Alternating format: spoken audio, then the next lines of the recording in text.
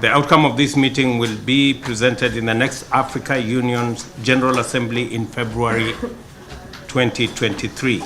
In closing, Excellencies, distinguished guests, ladies and gentlemen, I thank all member states that joined this meeting in person or virtually, COP27 President-designate chairs of the AMCEN and AGN for their commitment to ensure that Africa has a common position for COP27.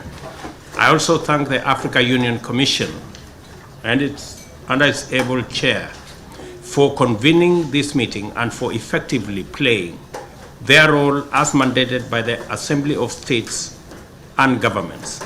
I once again reiterate our commitment to this process and will continue to provide guidance and leadership whenever called upon to ensure that we speak with one voice. Let us remember the vulnerable communities, ecosystems, and the future generations because we are their voice.